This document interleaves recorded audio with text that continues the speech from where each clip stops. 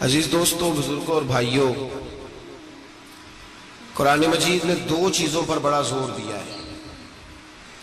ایک اللہ کو ماننا، اور اللہ کو ماننے کا مطلب ہے نبی پاک کو بھی ماننا۔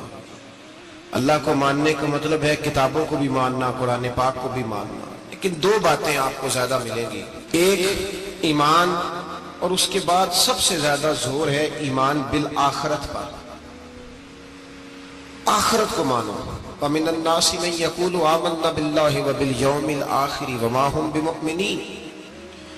اللہ فرماتا ہے کچھ لوگوں کا دعویٰ ہے کہ ہم اللہ اور آخرت پر ایمان رکھتے ہیں، حالانکہ وہ ایمان نہیں رکھتے، دعویٰ کرتے ہیں، نفاق کا مظاہرہ کرتے ہیں، منافقت کرتے ہیں۔ جو اللہ کو ماننے والا ہوتا ہے اس کا رنگ اور ہوتا ہے، جس کو پتہ ہوتا ہے قیامت کے دن اللہ کے حضور کھڑے ہونا ہے، اس کے اعمال یہ نہیں مانتے، کہتے ہیں ہم مانتے ہیں، پر مانتے، دعویٰ ہے کہ ہم مانتے ہیں آخرت کو بھی اور اللہ کو بھی، پر نہیں مانتے۔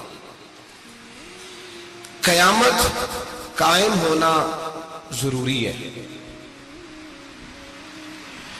اگر وقوع قیامت نہ ہو تو ظالم کی تو موجیں لگ گئیں، جابر تو موج کرے گا، فاسق اور فاجر تو کہیں گے دنیا میں بھی ہم اپنے اقتدار کے زور پر جیتے رہے، آج بھی ہمیں پوچھنے والا کوئی نہیں۔ عقلاً نقلاً قیامت کا قائم ہونا ضروری ہے۔ قیامت قائم ہوگی تو مظلوم کو اس کے ظلم پر داد رسی کی جائے گی اور ظالم کو سزا ملے گی۔ ایک آدمی ساری زندگی دنیا کے اندر لوٹ مار کرتا رہا، دھوکہ فریب فراڈ کرتا رہا، اس کی راتیں شراب و کباب میں گزر گئیں، وہ مرے اور بات ختم ہو گئی، ٹھیک ہے، موج کر کے چلا گیا۔ ایک آدمی ساری زندگی اس نے اللہ تبارک و تعالیٰ کی رضا کے لیے اپنی نظر کی حفاظت کی، زبان کی حفاظت کی، یہاں تک کہ دل کی بھی حفاظت کی، وہ بھی مرے تو معاملہ ختم ہو گیا۔ اس طرح تو پھر سرکش کا کچھ بنے گا ہی نہیں۔ نظام زندگی ساری اس کی سوچ ختم ہو کے رہ جائے گی اگر قیامت قائم نہیں ہوتا۔ قیامت کا قائم ہونا حق ہے، اس لیے قرآن مجید نے ایک جگہ پہ نہیں 20 جگہ پہ یہ بیان فرمایا ہے کہ قیامت ضرور قائم ہوگی، قیامت، اور وہ قائم ہو کر اپنے سارے لوازمات سمیت قائم ہوگی۔ میرے نبی پاک صلی اللہ علیہ وسلم نے فرمایا مظلوم کو حق ملے گا، ظالم کو سزا ملے گی۔ جابر اس دن اللہ کی بارگاہ میں رسوا کیے جائیں گے، جن پر جبر کرتے رہے انہیں اللہ کے حضور سے عطا کیا جائے گا۔ قیامت کا وقوع ہونا ضروری ہے، اور قیامت تو جب قائم ہوگی تب ہوگی۔ دنیا میں بھی ایسا ہوتا ہے، ظلم کا انجام ٹھیک نہیں ہوتا، جبر کا انجام، جھوٹ کی زندگی لمبی نہیں ہوتی، دھوکے، فریب، فراڈ، ملمہ سازی، ان چیزوں کی عمریں اللہ نے تھوڑی رکھی ہیں۔ وقتی طور پر ظالم کو، دھوکے باز کو، جابر کو جو مہلت ملتی ہے وہ سمجھتا ہے میری سیاست کام کر رہی ہے، وہ سمجھتا ہے میں بڑا دانا ہوں، بڑا چالاک ہوں، دیکھ لو اتنے ظلم کے، جبر کے، دھوکے کے باوجود بنا ہوا ہوں۔ حالانکہ اللہ کی طرف سے اسے مہلت ملتی ہے اور بڑا ہی مہربان ہے۔ مہلت اس طرح دیتا ہے کہ میرے نبی پاک علیہ السلام نے فرمایا جب میرا مسلمان نیکی کرتا ہے تو اللہ فرشتوں سے فرماتا ہے 70 گنا بڑھا کے لکھ لو اس کی نیکی، 70 گنا۔ اور جب گناہ کرتا ہے تو اللہ فرماتا ہے ٹھہر جاؤ ابھی لکھنا نہ، اسے ٹائم دو۔ یا اللہ کتنا؟ فرمایا 24 گھنٹے تو دو، ہو سکتا ہے توبہ کر لے، یہ اس کی مہربانی ہے۔ اب وہ جو اللہ نے مہلت دی ہے نا کہ شاید توبہ کر لے، لوگ سمجھتے ہیں میری چالاکی کی وجہ سے نظام سیٹ چل رہا ہے، میں بڑا تیز ہوں، 2 4 5 باتیں بولتا ہوں سب صحیح ہو جاتا ہے۔ لوگ اس کو اپنی دانائی سمجھ لیتے ہیں، حالانکہ وہ اللہ کی طرف سے۔ فرعون نے کئی 100 سال حکومت کی اور اس طرح اس نے ظلم کیے کہ لاکھوں اور ہزاروں بچے قتل ہی کرا دیے، 12,000 عورتوں کے پیٹ میں حمل تھا اس نے ضائع کرا دیا۔ جب حضرت موسیٰ علیہ السلام اپنی قوم کو لے کے نکلے، رستے میں دریا آ گیا، فرعون پیچھے لگا ہوا تھا، وَإِذْ فَرَقْنَا بِكُمُ الْبَحْرَ فَأَنْجَيْنَاكُمْ۔ اللہ فرماتے ہیں تمہارے لیے میں نے دریا کو پھاڑا اور تمہیں نجات دے دی، وَأَغْرَقْنَا آلَ فِرْعَوْنَ، اور فرعون کو غرق کر دیا، وَأَنْتُمْ تَنْظُرُونَ، تم کھڑے دیکھ رہے تھے۔ اب جب حضرت موسیٰ دریا کے کنارے پہنچے تو فرعون بھی پیچھے آیا. فرعون لوگوں سے کہا کرتا تھا کہ میں کہتا ہوں تو دریا چلتا ہے, میں کہتا ہوں تو ہوائیں آتی ہیں, میرے حکم کے پابند ہے سارے. جاگ رہے نا آپ حضرات, غور فرمائیے گا بات پر. دعویٰ تھا اس کا کہ میں کہتا ہوں تو نظام زندگی چلتا ہے. اب جب دریا کے کنارے پہنچے حضرت موسیٰ علیہ السلام تو اللہ نے حکم دیا کہ آپ عصا ماریں. جناب موسیٰ نے عصا مارا, 12 رستے بن گئے. اب حضرت موسیٰ کی قوم گزر رہی تھی تو فرعون سے پوچھنے لگے کہ تو کہتا تھا میرے حکم سے چلتا ہے, تو وہ تو حضرت موسیٰ نے ڈنڈا مارا ہے تو رستہ بن گیا. باز نہیں آتا انسان باز بہنے بڑے ہیں اس کے پاس, بڑی دلیلیں ہیں, جھوٹ سچ بول کے اپنے آپ کو مطمئن کرتا ہے, آخر دم تک تبدیل ہونے کو تیار نہیں ہوتا, دلیلیں گھڑتا رہتا ہے, بناتا رہتا ہے, شور کرتا ہے جان بوجھ کے. بھئی تو کہتا تھا میرے چلانے سے چلتا ہے, تو باز ابھی بھی نہیں آیا. کہنے لگا میں نے ہی حکم دیا ہے کہ ذرا پھٹ جا, مجھے یہ زندہ چاہیے. باز رسی جل گئی بال, کہنے لگا میں نے ہی کہا ہے دریا کو کہ یہ مجھے زندہ چاہیے, میرے بھاگے ہوئے ہیں تو اس لیے پھٹا ہے, تو آؤ میرے ساتھ دریا کراس کرے. تو پتا تو ان کو بھی تھا نا جتنا تو رب بنا ہوا ہے, پتا تو تھا, سارے جانتے تھے. کہنے لگے تو پہلے کراس کر, اگر تو بچ گیا تو ہم بھی پیچھے آتے ہیں. اب چاروں نہ چار. ایک روایت تو یہ ہے کہ یہ جب خدائی کا دعویٰ کرتا تھا نا, تخت پہ بیٹھا ہوتا تھا, تو ایک دن حضرت جبریل آئے اس کے پاس انسانی شکل میں. تو کہنے لگے میں بڑی دور سے آیا ہوں تو ایک مسئلہ پوچھنا تھا. کہا پوچھو. کہنے لگے ایک غلام تھا کسی بادشاہ کا, تو بادشاہ نے اسے تھوڑی دیر کے لیے ایک علاقے کی سربراہی دے دی. کتنی دیر کے لیے ہمیں سربراہیاں ملتی ہیں؟ کیوں جی, تھوڑی دیر کے لیے ملتی ہے نا, تھوڑی دیر کے لیے سربراہی دے دی ایک غلام کو. ذرا بات کو سمجھیے. حضرت جبریل پوچھتے ہیں, کہتے ہیں سربراہی مل گئی. اب وہ مالک ہی بن کے بیٹھ گیا ہے, وہ بات ہی نہیں سنتا. اس کو تھوڑی دیر کے لیے بنایا تھا, وہ تو خدائی کا دعویٰ کرنے لگا ہے. آپ بتائیں اس کا انجام کیا ہونا چاہیے, یہ مسئلہ پوچھنے آیا ہوں. تو فرعون کہنے لگا اس کا انجام یہ ہے کہ اسے پانی میں گوتے دے دے کے مار دو. انجام کیا ہے؟ بولیے کیا انجام ہے؟ کیا انجام ہے جی؟ پانی میں. اللہ اکبر, اپنی سزا تجویز کر رہا ہے. اس کی سزا کہ اسے پانی میں گوتے دے دے کے مارو ظالم کو. اسے تھوڑی دیر کے لیے بنایا تھا اور وہ چھائی گیا ہے, قبضہ ہی کر گیا ہے. حضرت جبریل کہنے لگے جی آپ لکھ کے دے دیں گے؟ کہنے لگا لاؤ لکھ دیتے ہیں. لکھوا لیا. جناب جبریل رکا لے کے تشریف لے گئے. اب جب فرعون دریا میں آیا نا تو اللہ نے حکم دیا مل جا. جب دریا ملا چیخنے لگا تو حضرت جبریل آئے, کہنے لگے تیرا ہی فتویٰ ہے, یہ تیری سزا ہی ہے نا, ہم بھی بڑی سزائیں تجویز کرتے ہیں.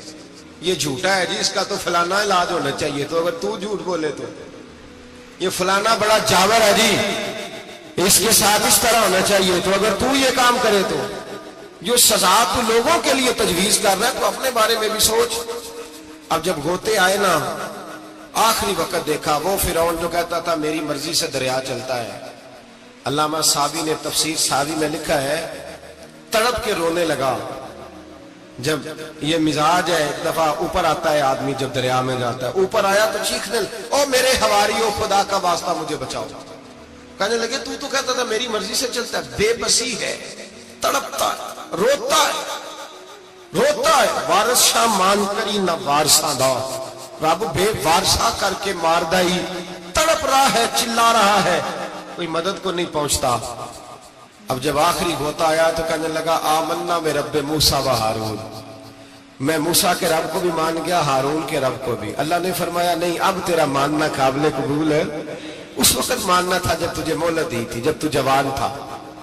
بڑھاپا آتا ہے, بیماری آتی ہے, جوان آدمی بیماری کا شکار ہوتا ہے تو کہتا ہے یا اللہ ایک دفعہ صحیح کر دے, میں ساری پڑھا کروں گا. ایک دفعہ ٹھیک کر دے, میں مسجد میں رہوں گا, میں اگلے سال اعتکاف بھی کروں گا, میں ساری تراویح پڑھوں گا. تو اس وقت پڑھنی تھی جب تجھے مہلت دی تھی, اس وقت پڑھنا تھا جب اللہ نے تجھے آسانی دی, زندگی دی. اگلا وقت یہ حال ایک کا نہیں ہوا. نمرود کو دیکھ لیں, حضرت ابراہیم علیہ السلام کو کہتا تھا میں رب ہوں. آپ نے فرمایا رب تو وہ ہے جو زندہ کرتا اور مارتا ہے. ایک موت کا قیدی بلایا, کہنے لگا ہاں بھائی کتنے دن رہ گئے تھے پھانسی میں؟ کہنے لگا جی پرسوں ہونی تھی، کہا جا تجھے آزاد کیا، لو میں بھی زندگی دیتا ہوں۔ ایک بے گناہ آدمی کو پکڑ کے قتل کر دیا، کہتا میں بھی مارتا ہوں۔ حضرت ابراہیم علیہ السلام کہنے لگے تو بیوقوفوں جیسی دلیلیں دے رہا ہے، چل اس طرح کر، میرا رب سورج مشرق سے نکالتا ہے، تو اگر رب ہے تو مغرب سے نکال کے دکھا۔ اب دلیل کا جواب کوئی نہیں تھا تو کہنے لگا پکڑو اور آگ میں ڈال دو۔ اللہ کے نبی کو آگ میں ڈالنے والا، یہاں ایک مچھر بیٹھا ہے، 400 سال حکومت کی اور خدائی کا دعویٰ کیا، یہاں مچھر بیٹھا تھا، چھینک آئی تو مچھر اندر چلا گیا۔ پہلے دربار کا ادب یہ تھا کہ جو آئے سجدہ کرے، اب اس کے سر پہ کوئی چیز مارتا تھا تو اسے سکون ہوتا تھا، مچھر تھوڑی دیر کے لیے اس کا دماغ چھوڑتا تھا۔ او بھائی، یہ اس دھرتی پہ اللہ نے لوگوں کو نظارے دکھائے اور ہمیں سمجھانے کے لیے دکھائے، ہمیں تفکر کی، غور کی دعوت دی کہ دیکھ لینا، اپنے عمل کو پرکھنا۔ تمہارے عمل حضرت موسیٰ کے فرما برداروں جیسے ہیں، جناب ابراہیم کے فرما برداروں جیسے ہیں، یا بن کے بیٹھ گئے ہو؟ اب دربار کا ادب یہ ہے، بے بسی کا یہ حال ہے کہ جوتے لٹکتے ہیں دربار میں، جو آتا ہے جوتا کھینچتا ہے، اور ادب یہ ہے کہ 10 جوتے نمرود کے سر پہ مارو، اور 400 سال جوتے لگتے رہے۔ روتا تھا، جو آدمی آتا تھا منتیں کرتا تھا، کہتا تھا کہیں سے کوئی دوائی مل جائے گی۔ پاگلوں جیسی زندگی گزاری، پاگلوں جیسی سخت، وہ تو حساب، وقوع قیامت تو حساب ہوگا ہی۔ یہاں لوگ پاگل ہو کے مرتے ہیں، معذاللہ نفسیاتی مریض ہو کے مرتے ہیں۔ یہاں آخری وقت اتنا سخت آتا ہے کہ دنیا موت کی دعائیں مانگتی ہے۔ میرے بھائی، جب انسان ظلم کرتا ہے تو بھول جاتا ہے کہ شاید مجھے پوچھے گا کوئی نہیں، جب وہ زیادتی کرتا ہے تو بھول جاتا ہے، جب وہ کسی کا حق کھاتا ہے تو وہ کہتا ہے شاید اس کا تو وارث ہی کوئی نہیں جس کو میں لوٹ رہا ہوں۔ لیکن جب اللہ کی پکڑ آتی ہے، حجاج بن یوسف ظالم تھا، اس نے اچھے کام بھی کیے تھے۔ قرآن پاک پر زیر زبر آراب حجاج بن یوسف نے لگوایا۔ محمد بن قاسم کو ہندوستان سندھ کے علاقے فتح کرنے بھی حجاج بن یوسف نے بھیجا تھا۔ ساری خوبیاں اپنی جگہ پر، ظالم بہت بڑا تھا۔ کسی آدمی نے اس کے سامنے کونے کی طرف منہ کر کے ساتھ والے سے بات کرنی تو کہنے لگا میرے خلاف کیا، اس کو لے جاؤ، 2 ٹکڑے کر کے واپس لے آؤ۔ توتی بولتا ہے نا، اقتدار، جب کسی کے ہاتھ اقتدار ہوتا ہے نا، وہ چاہے ایک گھر کا کیوں نہ ہو، وہ 10 بندے فیکٹری میں کام کرتے اور جو ان کا مالک ہوتا ہے وہ کہتا میں مالک ہوں، مجھے مانو۔ جب تو صاحب اقتدار ہوتا ہے نا، جب تو سسر بن کے بیٹھتا ہے اور کسی غریب گھر کی بہو آتی ہے 2-4 تو کہتا میرا اقتدار ہونا چاہیے۔ جب میں کھانسنے لگوں تو ہر آدمی کے ہاتھ میں ٹشو پیپر ہونا چاہیے۔ جب میں بولنے لگوں تو بندھے ہوئے ہاتھوں سے ہر آدمی جی جی کرتا ہوا کھڑا ہونا چاہیے۔ جس آدمی کا، اور یہ کام بہو بھی کرتی ہے کئی دفعہ، وہ بھی کہتی ہے کہ تمہیں پتا نہیں میں کتنا لمبا تھوڑا جہیز لے کے آئی ہوں، جب میں سونے کے لیے اپنے بیڈ روم میں جاؤں تو خبردار بوڑھے بابے کو اجازت نہیں کہ وہ کھانسے۔ اماں کو چاہیے کہ اگر اس کو بڑی سخت پیاس بھی لگی ہے تو میرے سوتے باورچی خانے میں برتن نہ کھٹکھٹائے۔ جو جہاں بھی جس اسٹیج پہ بھی بیٹھتا ہے وہ کہتا ہے کوئی نہیں مجھے پوچھنے والا، میں مطلق العنان ہوں۔ جوان بوڑھوں کا مذاق اڑاتے ہیں، سمجھتے ہیں شاید کبھی بوڑھے نہیں ہوئے، مذاق اڑاتے ہیں۔ تندرست لوگ بیماروں کا مذاق اڑاتے ہیں، شاید کبھی بیمار نہیں ہوتے۔ حجاج بن یوسف ظالم تھا، ظلم کرتا تھا، زیادتی کرتا تھا۔ حضرت سعید بن جبیر ایک تابعی بزرگ تھے، اتنے بڑے بزرگ تھے کہ ساری رات نماز پڑھتے تھے، سارا سال روزہ رکھتے تھے۔ ایک دن انہوں نے منبر پہ بیٹھ کے کہا کہ حجاج ظلم سے باز آ جائے ورنہ اللہ کی لاٹھی بڑی بے آواز ہے۔ اللہ کی لاٹھی، اس کا کیا مطلب ہوتا ہے؟ اس کا مطلب ہے جب رب کی لاٹھی چلتی ہے تو اس کی آواز، جی اس کا پہلے کوئی پیغام، وہ پہلے اعلان نہیں کرتا کہ تگڑے ہو جاؤ لاٹھی چلنے لگی ہے، لاٹھی چلتی ہے پر اس کی آواز، سمجھ آ رہی ہے میری بات کی؟ جمعۃ الوداع کے لیے تشریف لانے والے احباب خاص غور فرمائیے گا۔ حجاج بن یوسف کو پتا چلا کہ حضرت سعید بن جبیر نے میرے خلاف بات کی، بلا لیا، کہنے لگا تو نے میرے خلاف بات کی ہے؟ فرمانے لگے کی ہے۔ کہنے لگا تجھے پتا ہے میں قتل کر دوں گا؟ آپ فرمانے لگے نہ تو زندگی کا مالک ہے نہ موت کا مالک ہے، تو کیسے قتل کر؟ کہنے لگا تجھے پتہ ہے میرا؟ فرمایا میں نے تجھے نہیں، میں نے تو کئی شداد، کئی حماد، کئی قارون، کئی فرعون، کئی نمرود دیکھے، کئیوں کی داستانیں سنی، تو کون ہے؟ تو چھوٹا سا ہے۔ ایک جملہ ہے ملا جلال الدین رومی کا، بڑے درویش تھے، ایک بات کہہ گئے، کہنے لگے نمرود جتنے پیسے نہیں، فرعون جتنی حکومت نہیں، قارون جتنی دولت نہیں، ورنہ فرمانے لگے میرے زمانے میں بھی کئی لوگوں کا خدا بننے کو دل کرتا ہے، کئی لوگوں کا دل کرتا ہے، لیکن نمرود جتنے پیسے، فرعون جتنی طاقت اور قارون جتنی دولت نہیں، ورنہ ہو سکتا ہے لوگ دعویٰ کر جائیں معاذ اللہ ثم معاذ اللہ۔ یہ آج سے کئی سو سال پہلے وہ کہہ رہے ہیں، آج تو حالات بڑے ابتر ہیں، اس کی نسبت خطرناک۔ فرمانے لگے حضرت سعید بن جبیر تو زندگی موت کا مالک نہیں، کہنے لگا پکڑو، قتل کرو اسے، لے جاؤ۔ جب پکڑ کر کھینچ کر لے جا رہے تھے نا، تو حضرت سعید بن جبیر مسکرانے لگے۔ اب ظالم کے سامنے مسکرائے تو اس کو بڑا غصہ آیا، یہ میرا مذاق اڑاتا ہے؟ بلا لیا، ادھر آؤ، کیوں مسکرا رہے ہو، کیا ہوا؟ تو حضرت سعید بن جبیر کہنے لگے میں مسکرا رہا ہوں تیری بیوقوفی پر اور اپنے اللہ کی دی ہوئی ڈھیل پر۔ میں مسکرا رہا ہوں کہ یا اللہ کیا بات ہے، کیا تیرا شان ہے، کیسے لوگوں کو ڈھیل دی ہوئی ہے۔ میں مسکرا رہا ہوں تیری بیوقوفی پر کہ تو سمجھتا ہے شاید مجھے پوچھنے والا کوئی نہیں۔ کہنے لگا اس کو باہر نہ لے جاؤ، میرے سامنے قتل کرو۔ ٹھیک ہے جی، قتل کرنے لگے تو حضرت سعید بن جبیر نے منہ کعبے کی جانب کر لیا، انی وجہت وجہی للذی فطر السماوات والارض حنیفا وما انا من المشرکین۔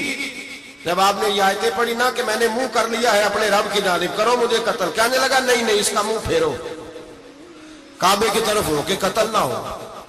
ہے ظالم پر پاگل ہو گیا ہے۔ حضرت سعید بن جبیر کے حوصلے نے شکست دے دی، ناکام ہو گیا، مخبوط الحواس ہو، کہنے لگا اس کا منہ پھیر دو۔ جب کعبے سے پھیرا تو آپ فرمانے لگے للہ المشرق والمغرب فإنما تولى فثم وجه اللہ۔ اللہ فرماتا ہے تو مشرق اور مغرب سارا ہی اللہ کا ہے، جدھر بھی منہ کرو گے ادھر اللہ ہی اللہ ہے، جدھر بھی منہ کرو گے ادھر اللہ ہی اللہ ہے، چاروں جانب پھیر دے، جدھر منہ پھیرنا ہے تو نے پھیر دیا منہ۔ حضرت سعید بن جبیر کے گلے پہ خنجر رکھا تو آپ نے ہاتھ اٹھائے، کہنے لگے اے اللہ میرے بعد اسے کسی اور پر مسلط نہ کرنا، میرے بعد کسی اور پر مسلط نہ، بس میں آخری ہوں۔ جب آپ ذبح ہوئے تو اتنا خون نکلا کہ لوگ کہتے ہیں جتنا اونٹ کے وجود سے نکلتا ہے، تر ہو گیا سارا اس کا دربار۔ ایک سمجھدار آدمی کو بلا کے کہنے لگا اتنا خون میں نے بڑے بندے قتل کرائے ہیں پر اتنا خون نہیں نکلا۔ تو وہ کہنے لگے لوگ مر جاتے، مرتے وقت ڈر جاتے ہیں، سہم جاتے ہیں، خون سکڑ جاتا ہے، لگتا ہے یہ شخص جب دنیا سے گیا ہے تو ڈٹ کے گیا ہے، یہ ڈٹ کے گیا ہے دنیا سے۔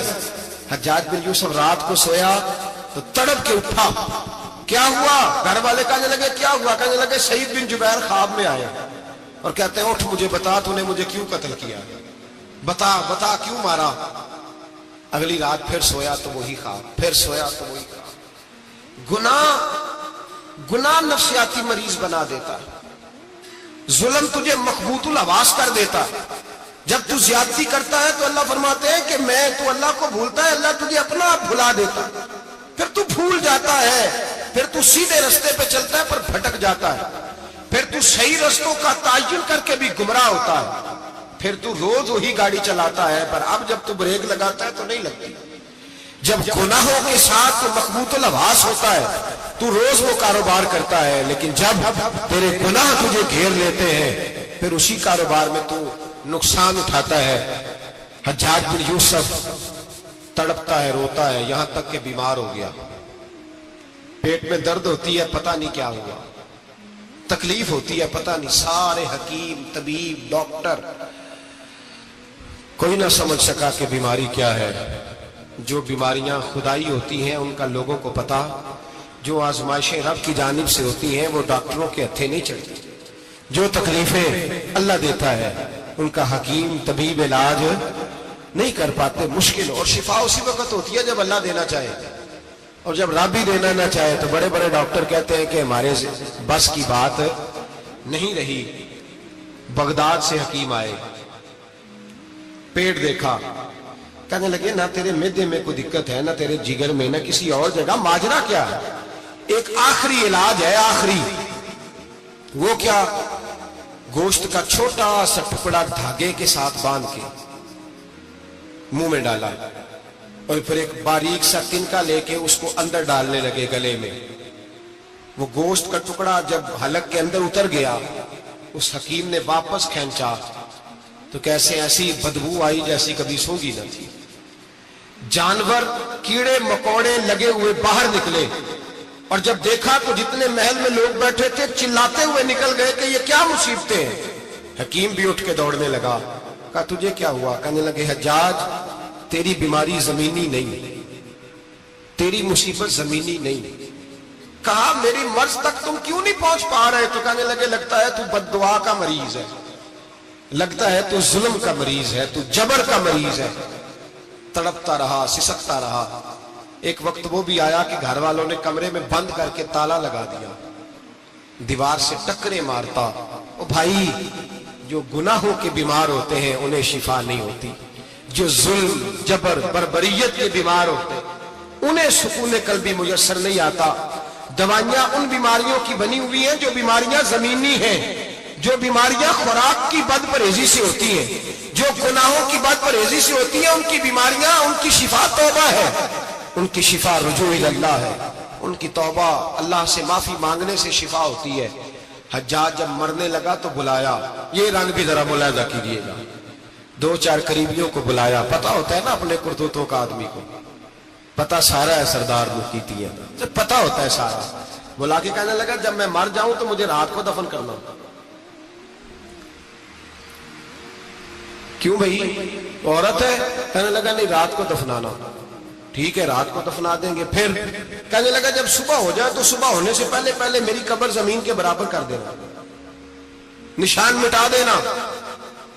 کا وجہ تو کلمہ پڑھتا ہے, حضور کا حکم ہے کہ قبر کم از کم ایک بالش, ایک گٹھ اونچی ہونی چاہیے زمین سے کم از کم,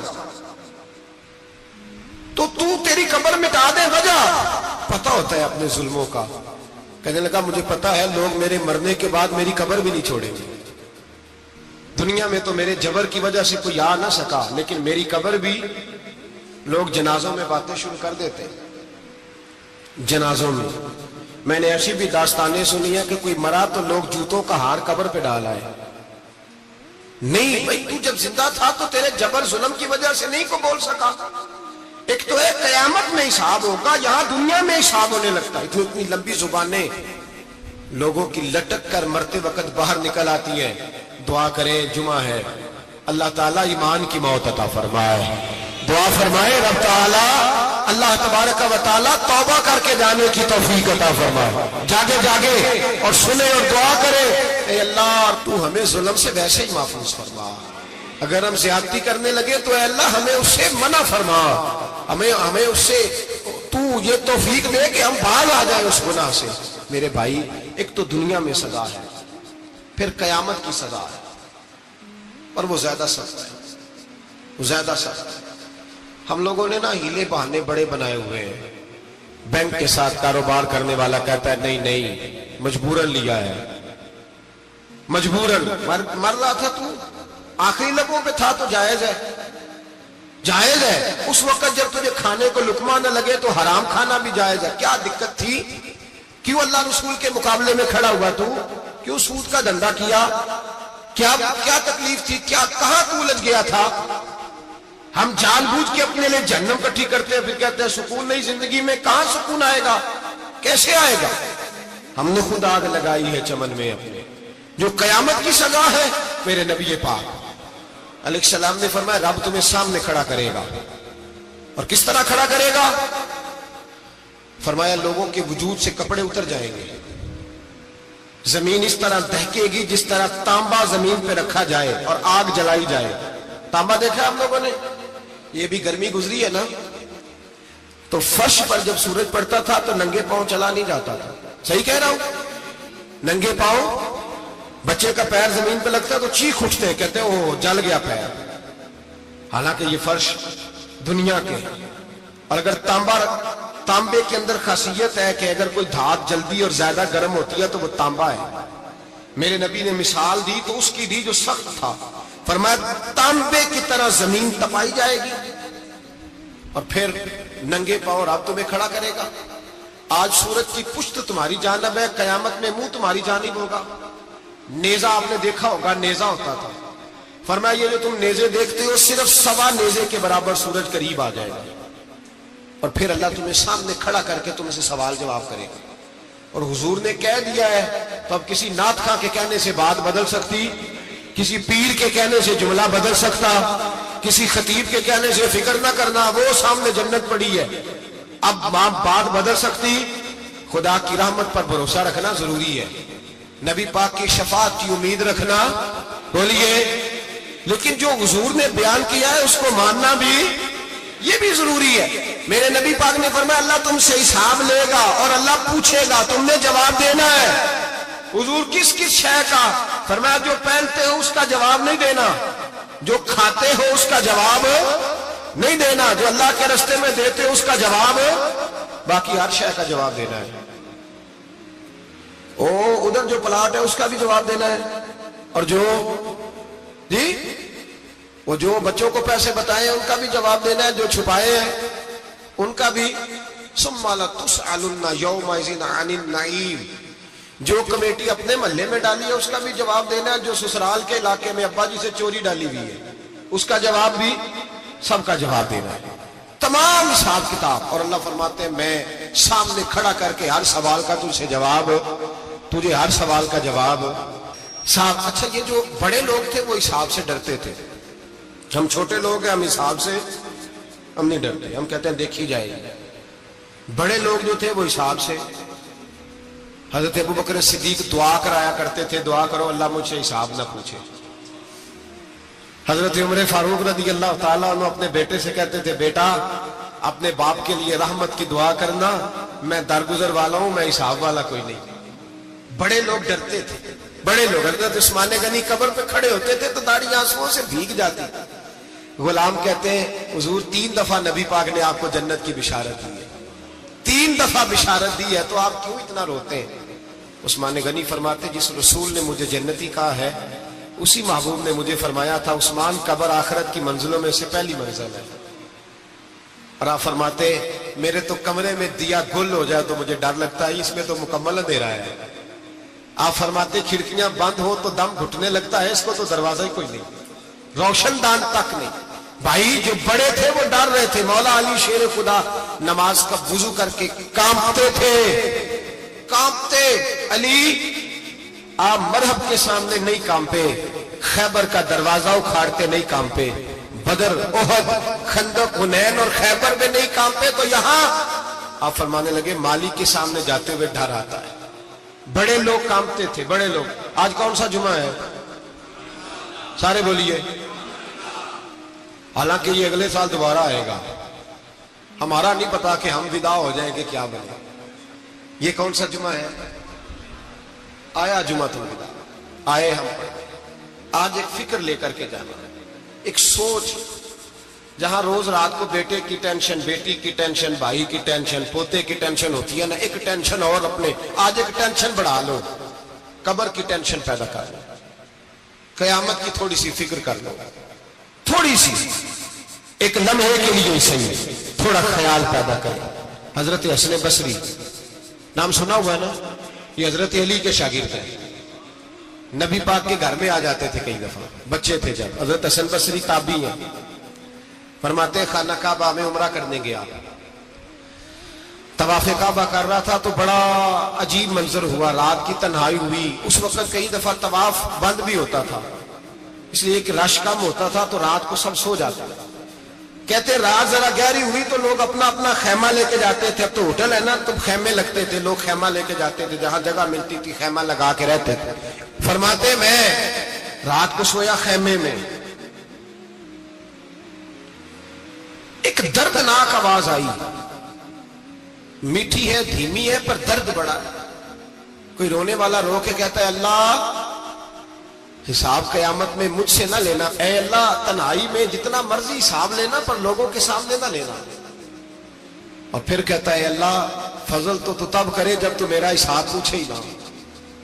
फिर चंद मिनट गुजरे तो फिर वो रोने लगा, मेरे कानों में आवाज आई, कहने लगा अल्लाह हिसाब तो उनका लिया जाता है जो हिसाब के काबिल होते हैं।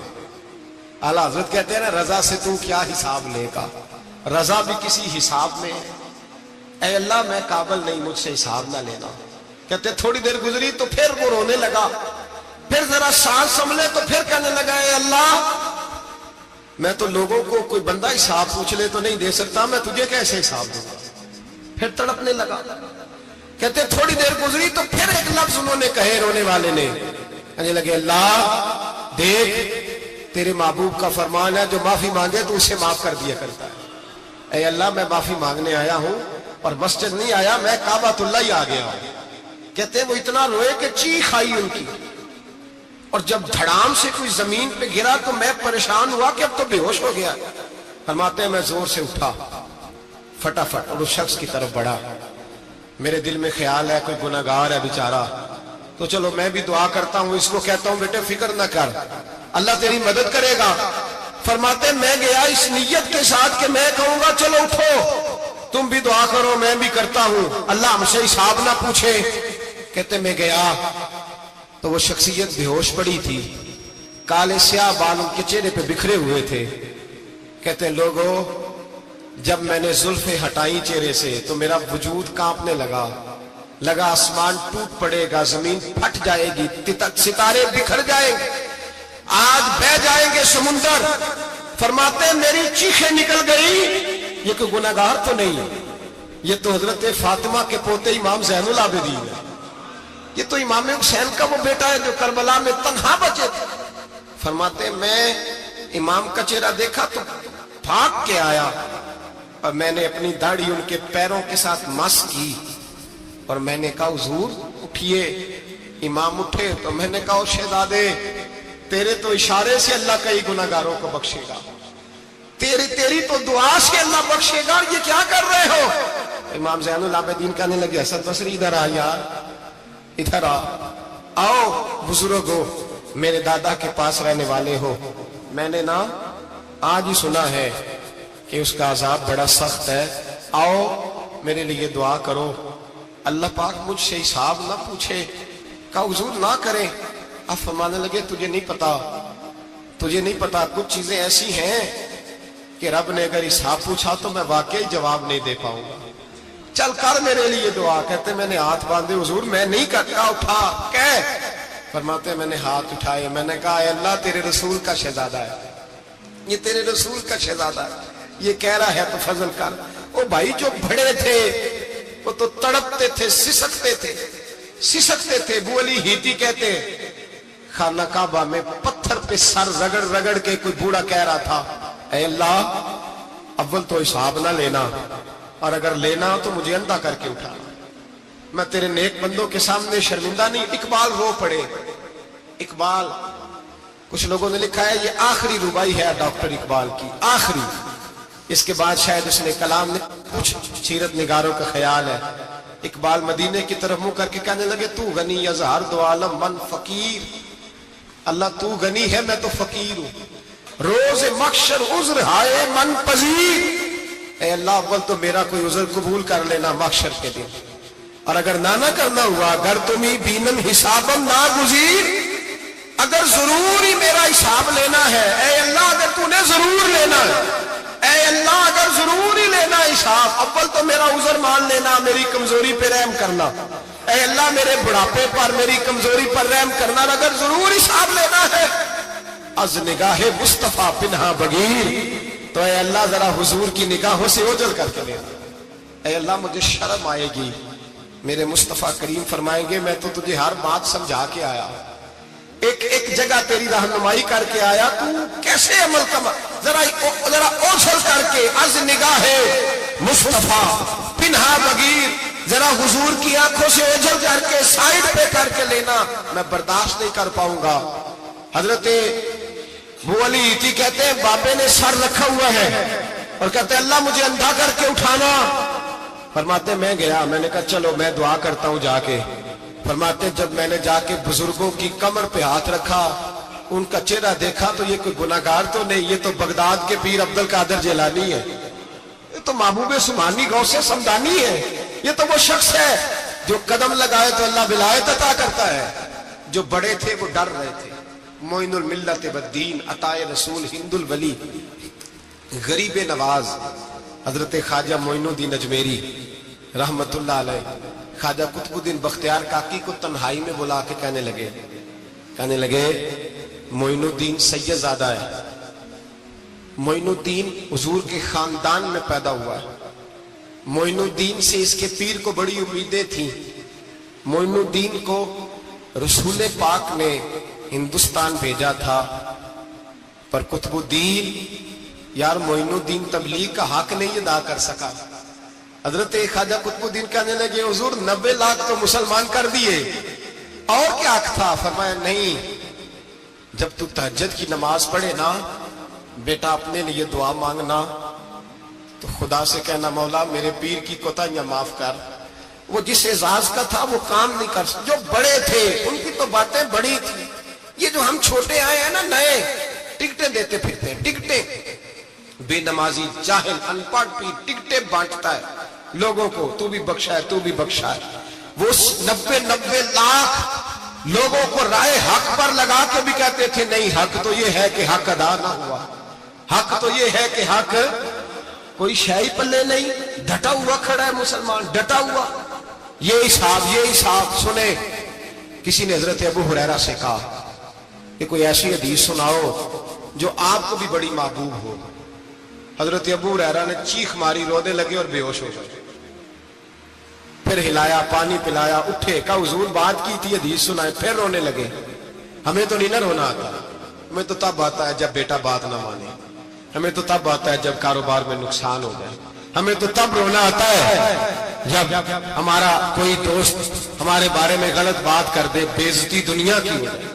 حضرت ابو ہریرہ 3 دفعہ ہوش آیا, 3 دفعہ روئے اور کہنے لگے عزیزو یہ وہ والی حدیث ہے کہ میں سوچتا بھی ہوں تو میں تڑپ اٹھتا ہوں.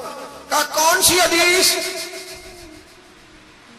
تو حضرت ابو ہریرہ کہنے لگے میں نے نبی پاک سے سنا ہے قیامت میں سب سے پہلے علماء کا حساب ہوگا, سب سے پہلے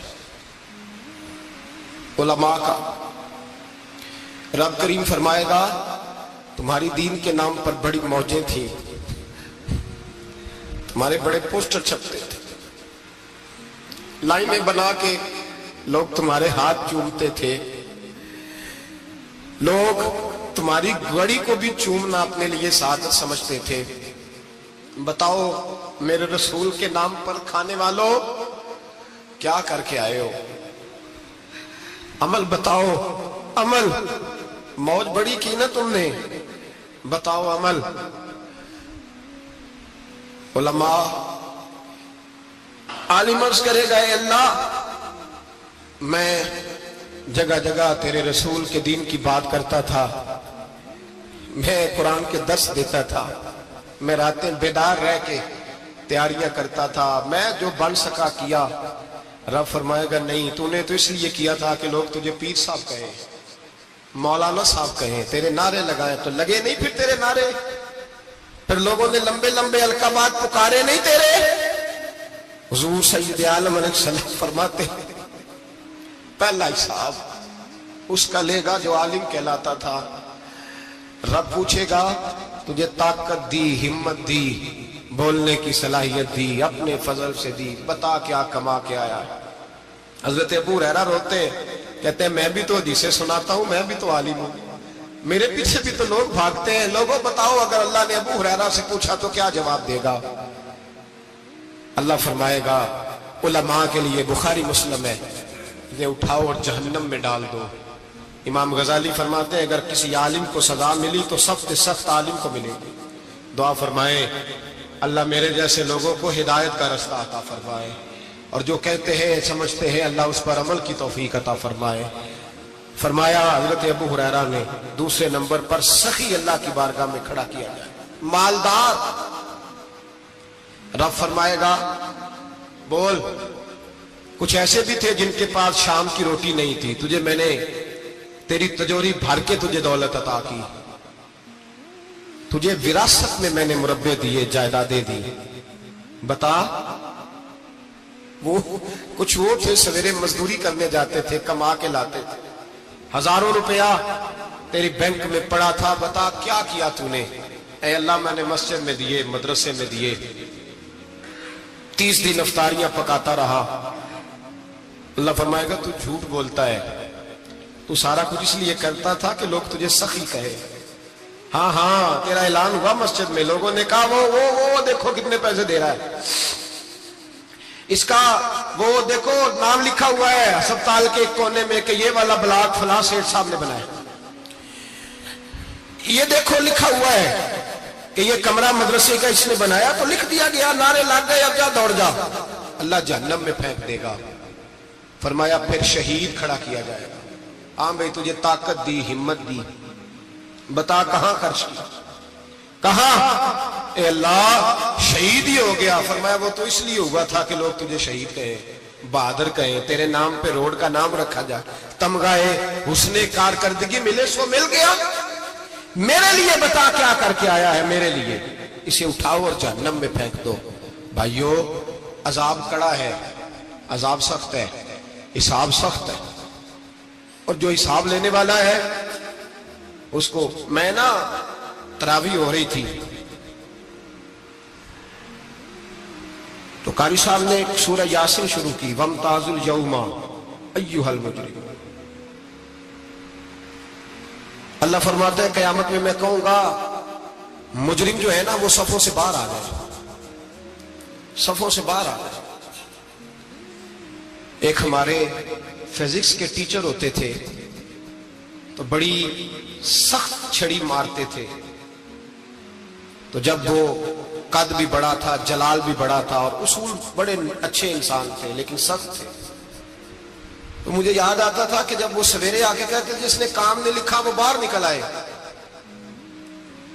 دو قسم کی چوٹ لگتی تھی، ایک تو خیال یہ آتا تھا کہ شرمندگی بڑی ہوگی کہ سارے اسٹوڈنٹ بیٹھے ہیں اور 2 3 4 ان کو کہا وہاں مرغے بن جاؤ، بڑی شرم آتی تھی۔ اور پھر جب وہ مارتے تھے تو اتنا سخت مارتے تھے کہ کئی کے دن تکلیف رہتی تھی، بتایا نہیں جاتا تھا۔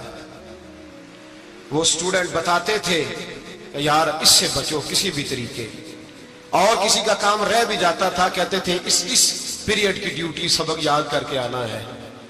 سخت ٹیچر کے بارے میں تیرا میرا یہ رویہ ہے۔ تو یاد آ رہا تھا جب وہ کہہ رہے تھے نا وَامْتَازُوا الْيَوْمَ أَيُّهَا الْمُجْرِمُونَ، تو میں صف میں کھڑا تھا تو 2 قطرے میرے بہہ گئے آنسو کے۔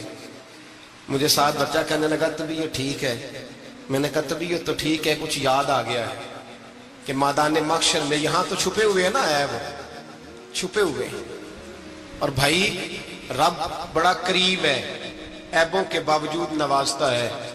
میرا دعویٰ یہ ہے اگر ہمارے عیب کھل جائیں، لوگ ہمیں دھرتی پہ جینے نہ دیں، لوگ جینے نہ دیں، نکال دیں، اپنے بھی ہمیں برداشت نہ کریں، یہ تو اس کا کرم ہے۔ پتہ سارا ہے سردار وہ کیتیاں دا، پردہ چپایا ہی تیرا پلا اسی۔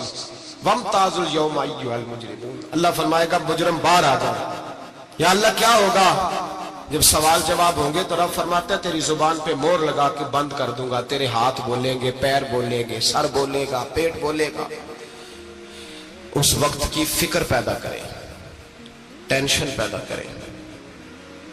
وقوع قیامت حق ہے، اور باندھ کے نا لوگ پیر باندھ کے زور کے ساتھ باندھتے ہیں۔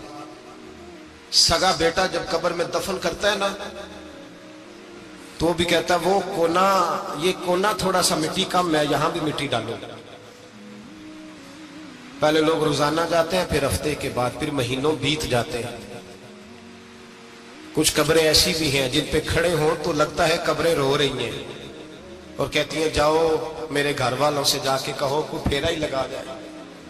وہ ایک دفعہ آئے تو صحیح، کوئی مٹی نہیں ڈالتا۔